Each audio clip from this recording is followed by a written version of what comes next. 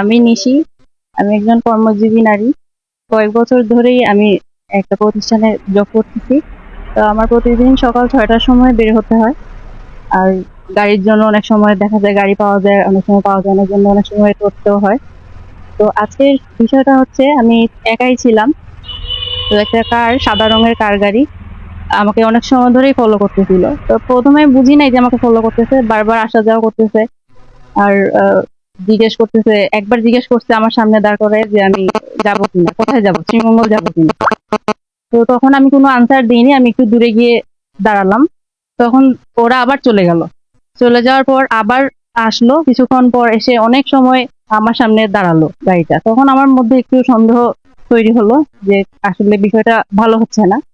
তখন আমি আমার বাড়ির দিকে যাওয়ার জন্য প্রস্তুতি নিলাম যে আমি বাসায় চলে যাব। তখন আমার সামনে হঠাৎ এই গাড়িটা দাঁড়ালো, দাঁড়ানোর পরে একটা ছেলে বের হলো। বের হয়ে আমার মুখ চাপ দিয়ে ধরলো, মানে গাড়িতে উঠানোর চেষ্টা করলো আর কি। তো আমি ওখান থেকে কোনো রকম ভাবে মুভ করলাম। আর গাড়ির ভিতরে ৪ জন ছিল ছেলে। আর তারপর ওরা ওখান থেকে চলে গেল। আর আমার এলাকা এখানে, আমার বাড়িঘর সব জায়গা, সবাই এখানে আমরা স্থানীয়।